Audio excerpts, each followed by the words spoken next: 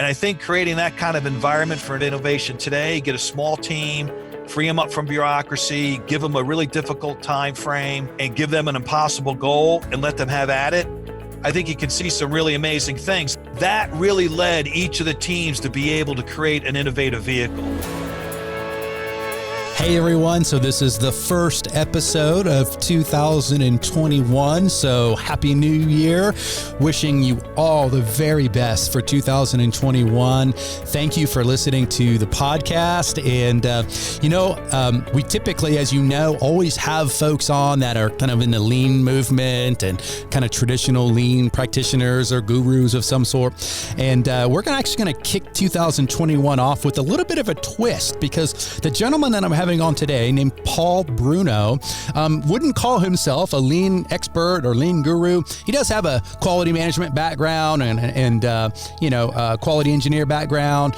So he's not completely foreign to what we're doing, but his expertise, or really the topic that we're going to talk about, is the Jeep vehicle. Now you're probably like scrunching your eyes, like Jeep vehicle, like what the heck, man? What are we doing here? This 2021 or what? What's going on? And well, come to find out, Paul has done an incredible job researching the history of the Jeep vehicle back in the early 1940s when a couple companies were battling it out to build the first Jeeps for the military during the war. And come to find out, there are incredible parallels to what we're trying to do with lean and, let's say, scientific thinking and learning and PDCA, rapid PDCA cycles. So they had like weeks to be able to build what we now call the Jeep. And so Paul just walks us through the story of how these three companies battled it out to see who was going to basically win the big contract for the government to build what are now called Jeeps. And I wasn't sure what to expect when we first signed up to do this podcast with Paul, but I got to tell you, it was really fun. And I really got into the story because I didn't know really any of it. So I was just asking questions like a person trying to understand what's going on. So really, really interesting stuff. Now, we're going to link to quite a few different things that Paul talks about. And so those are going to be over in the show notes page. So go to gembapodcast.com. This is episode 353. Again, gembapodcast.com. Look for episode 353 for all the links. Okay, enough from me. Let's get to the show. Paul, welcome to the show. How's it going? Oh, thanks for having me. And I'm doing well today and looking forward to our discussion. All right. So we're actually recording this, just so everybody knows, in late November, but believe this is going to be released in the new year. So Happy New Year, Paul. So we're a little bit ahead on the podcast, but yeah, last one I did was I interviewed a young lady who was going to be the Christmas Eve episode, and I didn't realize it was the Christmas Eve episode. So her and I don't even talk about, Christmas, because obviously it's November. So why are we talking about Christmas, but yeah. So thanks for coming on to the show. Appreciate you carving out some time. No problem. Well, I decided, hang on a second, Ron, I'm going to jump into the DeLorean and fast forward a month and see how the podcast went. Right. So exactly. I got Marty and the Docker right there. So we're good. But I look forward to kicking off the new year, 2021. And, 2020, it's been a wonderful year. Yeah, right. Okay, maybe not. So hearing our wonderful interview to start off 2021, it's got to be a positive. That's it. All right. Well, hey, Paul, I know you've listened to the show. We do like to get all of our episodes rolling with a quote. So do you have one that you want to share?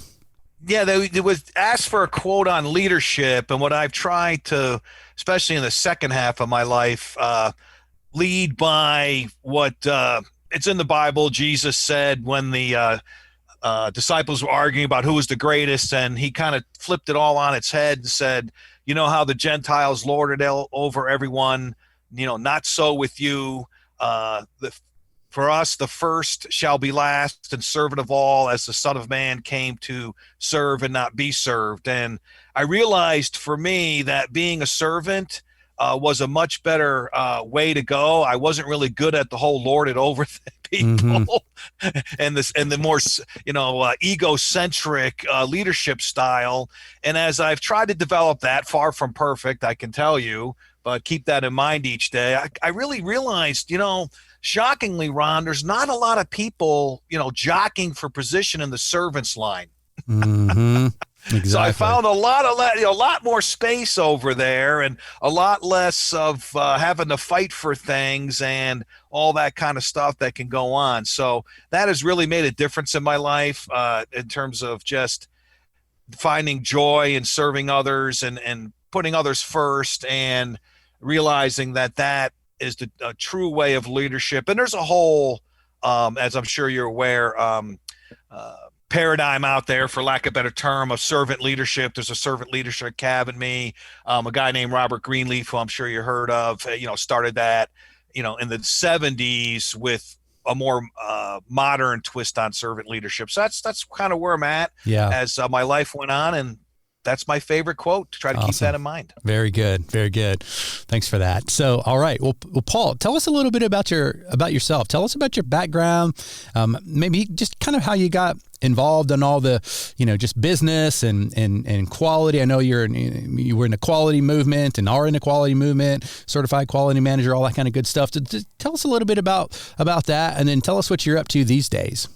Well, my background, I went to school for a bachelor's of management back in the 80s. And for your listeners, if you want to know when you're getting older, when you start referring to things in decades, then you're getting older. So back in the 80s, Ronald Reagan was president, and I received an MBA after I had my bachelor's done in marketing.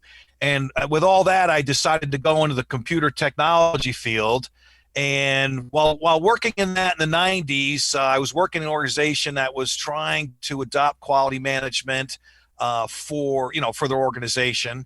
And so I got involved with that, and I did go through the American Society of Quality, certified quality manager, and certified software quality engineer. So I can speak to the subject, to my business background and my quality background. Then, I worked in the technology field for about 25 years. I ended up in my last 15 years as a project manager. And then after I basically left full-time work about 8-9 years ago through a series of events, I really kind of have been more working on my history side of things. I'm a big history buff, always have been. I wonder if I had taken a different career path and become a PhD in history. And that's what's led me to your podcast. Is I really became interested in early Jeep history about 20 years ago through a whole series of events, which we won't detail here. And I've been studying that for 20 years, and I've written 2 books. And we're going to talk a little bit about how the first 3 Jeeps, there was a lot of quality management going on there, even though they probably didn't know it at the time. So that's kind of the brief summary of my journey on my career side. Mm-hmm. So how did you get interested in Jeeps? Just as a starter question, general question. Yeah, really, I became interested in early Jeep history. And how that happened was I was in one of my other incarnations, I was beginning to write screenplays back in the late 90s.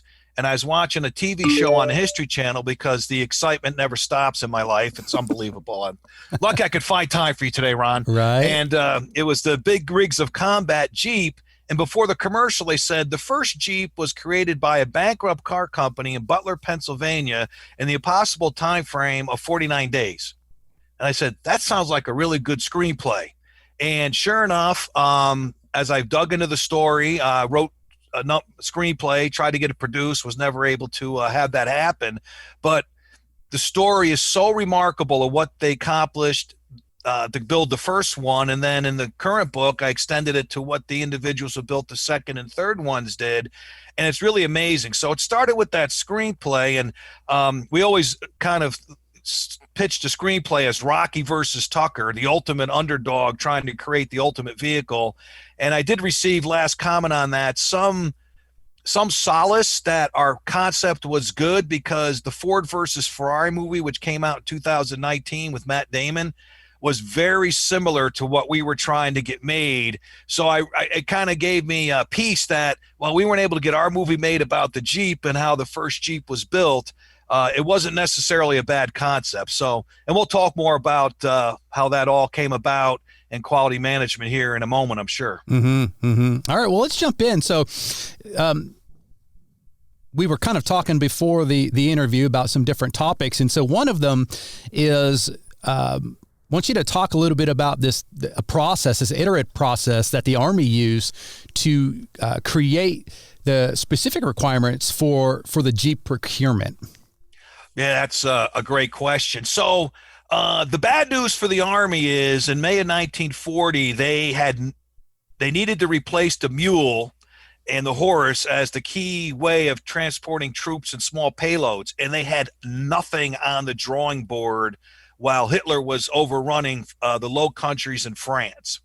So through a series of events, the procurement got started, and they come up into about June of 1940, and they need to create the specific requirements from the general outline they had. And what they did is at Camp Holabird, Maryland, which was the main Army's depot for procuring vehicles, they brought together a cross-functional team, to use a modern terms, of quartermaster people, but they also included people from a car manufacturer, American Bantam, and representatives that knew vehicles from the infantry and the cavalry.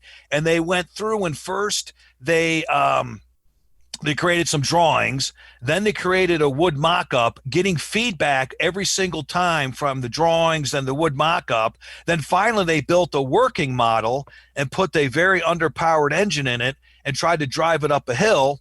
And it didn't make it up the hill, and they thought the whole procurement was going to be gone then, and we wouldn't have what we call a Jeep today. But someone was there and said, "Oh, don't worry, that engine's underpowered, and we're going to have a more powerful engine." So the iterative process was really, 3 phases, and getting feedback from the infantry and the cavalry to make sure that they were meeting the requirements of those using arms as they developed the specifications that the manufacturers would build to. So it's really, we detail that really well in the book. I found, some people who actually described the process, and it fascinated me how meticulous that was for 1940. Yeah, and I know you're not a traditional lean world or anything like that, but I know you're somewhat familiar with what we're talking about. But what you just describing is very very lean oriented. Obviously, we talk a lot about something called scientific thinking, where we take small steps and learn. And there's also a lean tool out there called 3P, where we're building mock-ups. Typically, we'll do it out of like you were describing. Using some wooden mock-ups, we sometimes we're building a factory or whatever. We'll use cardboard boxes to, simulate machines, and that way you can move them around real easy. But it's a beautiful example of what we would call PDCA, Plan, Do, Check, Act, and kind of making small changes and learning, more small changes and learning. I'm curious, how long did that process take? That iterative process, was it weeks, months, years? What kind of time frame were we talking about there? Oh, about 3 weeks. Wow. Operation Warp Speed, which became a term for 2020, they were working at warp speed, which I didn't know that because they didn't have Star Trek in 1940. Uh-huh. They were on a mission to get this vehicle built, because with the pressure that they saw with the Germans and over in Europe, they knew they were way behind. So yeah, they did it in weeks. It's amazing. Yeah, there was so much going on in those around that time frame. Another really powerful thing that came out of the war was in Lean. We talk a lot about TWI, training within industries, and that's where Rosie the Riveter came from. And there's just so much that happened in that time frame that's influenced the manufacturing world and production and all the rest of it, even to present day. It's really mind-boggling how influential that time period was. Well, you really went from the Industrial Revolution at a certain scale, say in 1930, and then the war came, and they had to have things on such a large scale, and the Liberty ships come to mind, that they were just, making up new ways to manufacture uh, and build things in huge quantities in a rapid time frame. And Mm-hmm. so, yeah, the war really, accelerated that process. And coming out, you look at 1945 and all the manufacturing changes, and to be able to build, large amounts of material in short time frames, it was, it may be an overused word, but it really was revolutionary. Yeah. Yeah. So you mentioned American Bantam there. Talk a little bit about that first Jeep and what kind of quality were we talking about? Was it good, bad? It was amazing. All right. So they give American Bantam, the Army decides, you need to build this first vehicle, which is revolutionary. And by the way, American Bantam was bankrupt and didn't have any staff. Mm-hmm. And you need to build this in 49 days, which at the time, by every single expert, was considered impossible. Okay, this was the other reason for the screenplay. It's like, this shouldn't have happened.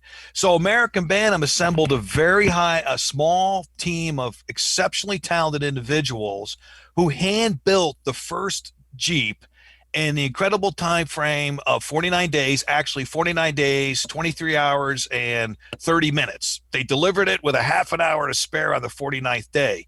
And these individuals had grown up. They were highly experienced people in the automotive world, where in the 20s and the 30s and even earlier, with the automotive world starting in 1900, it was a very hands-on type of work that you did. Okay, so these people could build anything, and what they did, they reversed engineer it. Mm-hmm. They were so good, they built the parts and then did the drawing for the parts, because they had to have this thing done in 49 days. Mm-hmm. And they built it so well, and now you're building this vehicle which is going to be tested by the Army, whose singular goal is to break the vehicle and ruin it.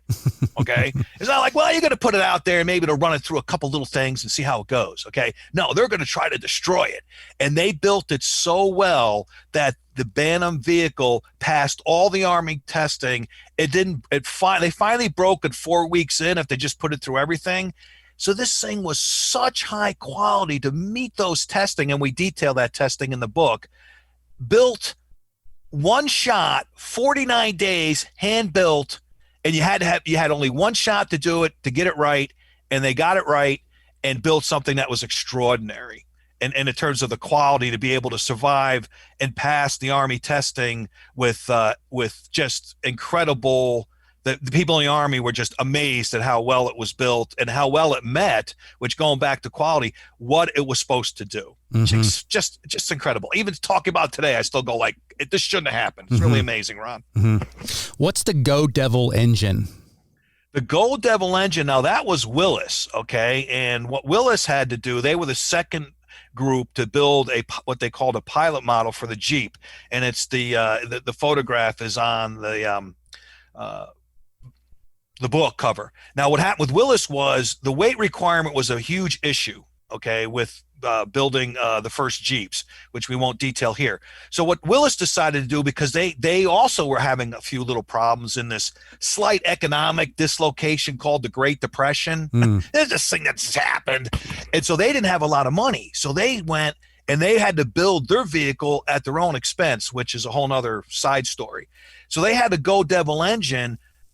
It was more powerful than the engines that the Army was looking for. It was 60 horsepower, but it weighed a lot. So what happened was Willis decided to go with the Go Devil engine. It gave them more power because Bantam and Ford were using 40 horsepower engines, but they struggled meeting the weight requirement. And Willis's great quality achievement was they were able to use the Go Devil engine and have all that extra power in their Jeeps, which eventually were the ones built for the war, while meeting the weight requirement. So it's another journey, in the book that we detail, looking at from a manufacturing and quality standpoint, that they were able to use that exceptional engine and put it in their Jeeps. And we actually have detail in the book of how they actually improved the Go Devil engine, directly quoted from the person that did the work on showing how they went and took the engine and made it better so it would work for the Jeeps, which I geek out on that kind of stuff. So Willis and American Bantam were, I guess, competitors. Is that a fair statement? That is more than a fair statement. Mm-hmm. They were extreme competitors, and then they added Ford to the mix, the quartermaster. So you had three competing through 1940 to build pilot models into 1941 to eventually get the sole source contract for 16,000 in the summer of 41, which eventually went to Willis. So yes, Bantam and Willis were competing, right from the beginning to try to get the contract for what the Army initially called the quarter-ton truck 4x4 light. It wasn't known as a Jeep till later on. Mm-hmm. So, but obviously American Bantam had a head start. I guess they were the first one for the first prototypes. And Willis was shortly there behind. Was trying to understand a timeline. Yeah, what happened was the Army didn't have a clue on how to build a small vehicle, but they knew about Bantam. So in June, before they did the specific requirements, which we talked about, Mm-hmm. they went and visited Bantam and talked to them.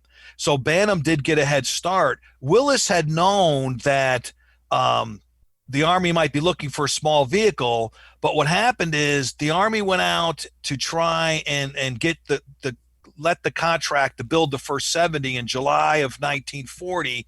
Bantam had a head start. That initial contract for 70 was awarded to Bantam.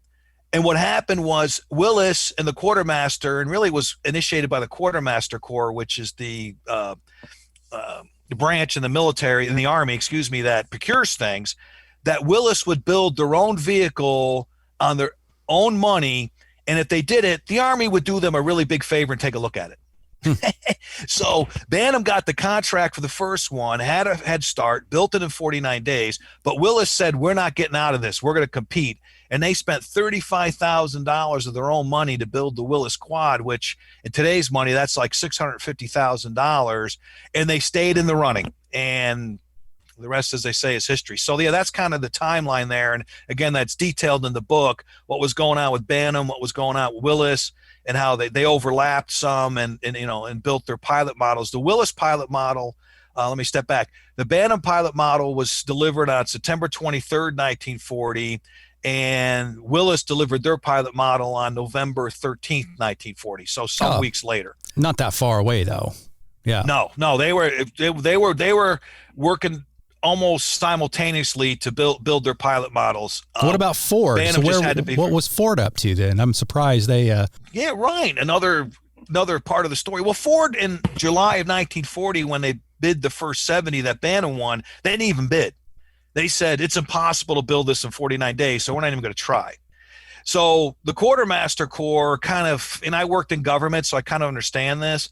You kind of like to have a big player in the mix. Yeah. Because these other players, Willis and Bantam, were small, struggling somewhat. Mm-hmm. So in October of 1940, the quartermaster called up Ford and said, why don't you come down there to Camp Holabird and we'll have a little chat. Mm-hmm. And basically they asked Ford to build a pilot model starting October 1940.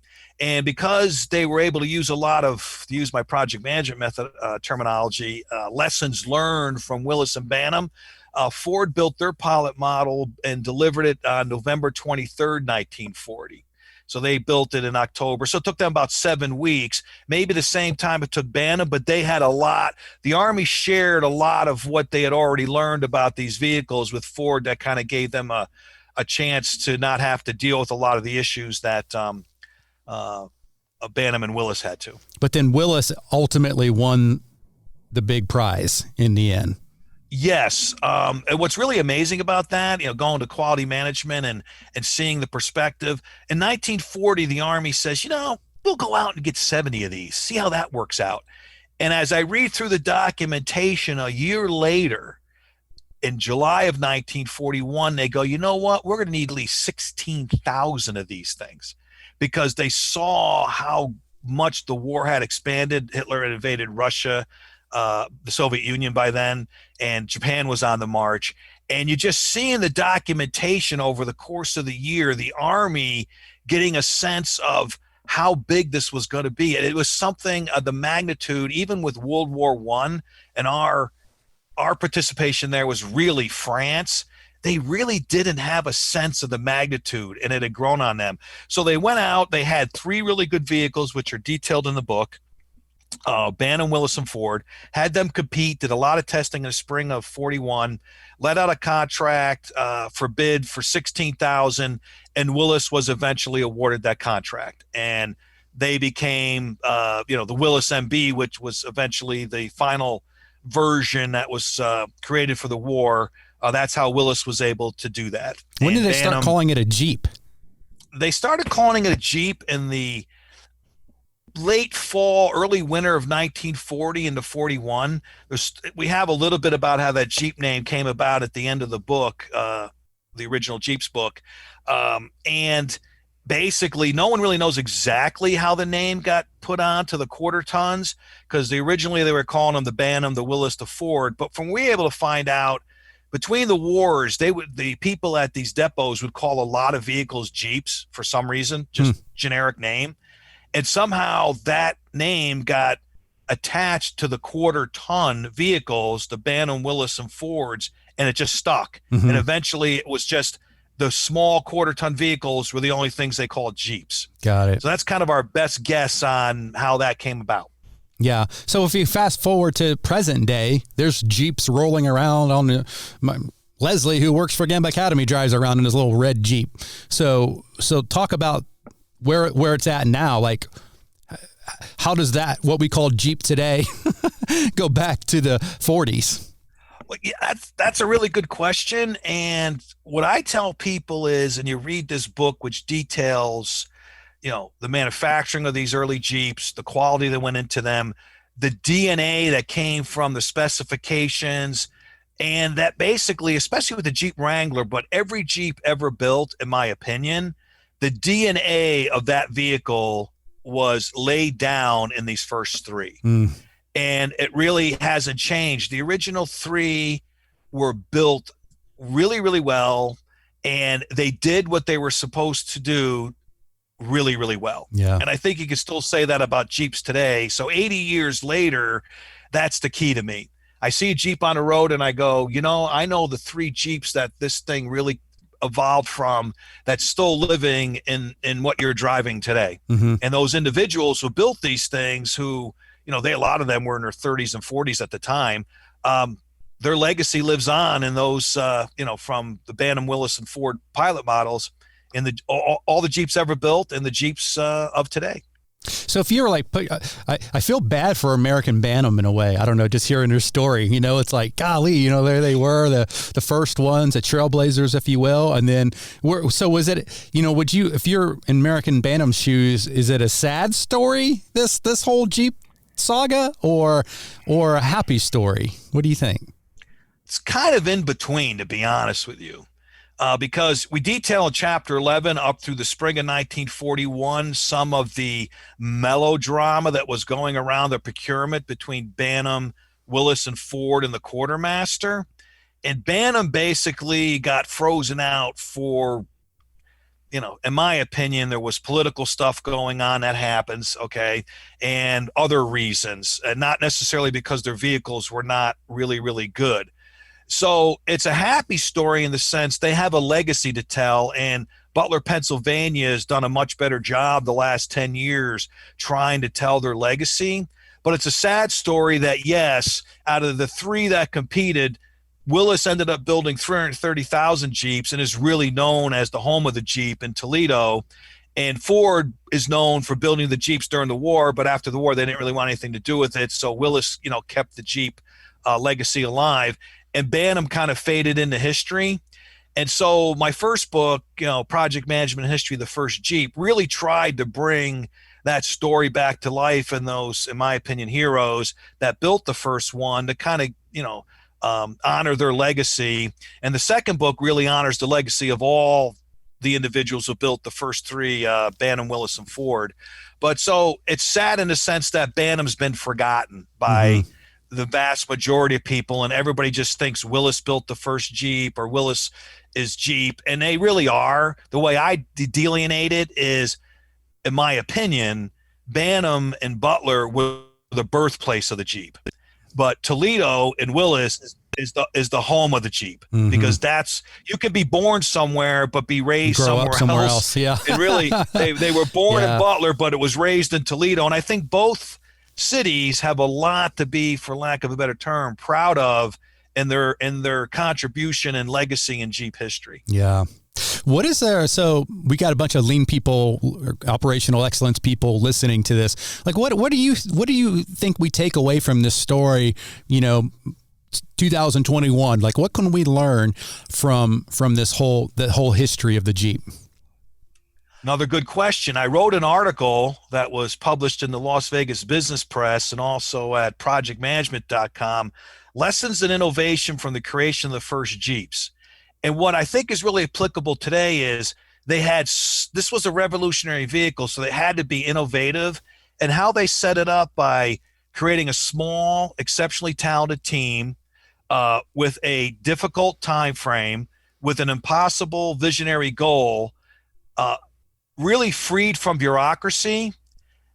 That really led each of the teams to be able to create an innovative vehicle. And I think creating that kind of environment for innovation today, get a small team, free them up from bureaucracy, give them a really difficult time frame, and give them an impossible goal and let them have at it. Yeah. I think you can see some really amazing things. And one place where that's really documented well was in Apollo 13, where they had to create those air filters. Yep. It really is the same exact type of situation for the people building the first Jeep. You have the wars raging. You have, this has to be done. If we don't get this done, we're going to be doing horses and mules against machine guns and tanks. And that probably wouldn't have ended well. Yeah. And so that's really the lesson to me for today. At least one of the lessons is put that paradigm together in an organization, small or large, and see what happens. Real quick, Ron, where I also think that happened is when IBM created the first personal computer.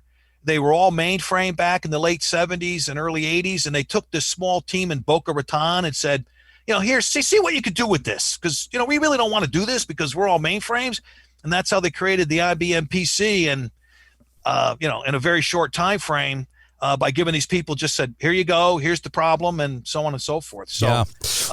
Well, from a lean perspective, Toyota, right, was really born, if you will, for real born or reborn, after the war, right? Because, here they were competing against a giant like Ford and all the rest of it. And they were having to make, little trucks and some cars and some whatever, a bunch of different products in the same area. And they had no resources, no money. And so this is where the so-called Toyota production system was born, because they had to be agile. They had to be flexible. They had to be, what we would call lean today. They didn't call it that back then, but yeah. So golly, and then this TWI thing, which I talked about earlier, that's how the Allies, if you will, won the war, right? It's because we were able to build the war machine faster than the enemy, and so these folks that created this TWI program in America, when the boys came back home, the American soldiers came back home, they were like, we don't need all that stuff. And the ladies went back to the house, and the guys went back into the factories,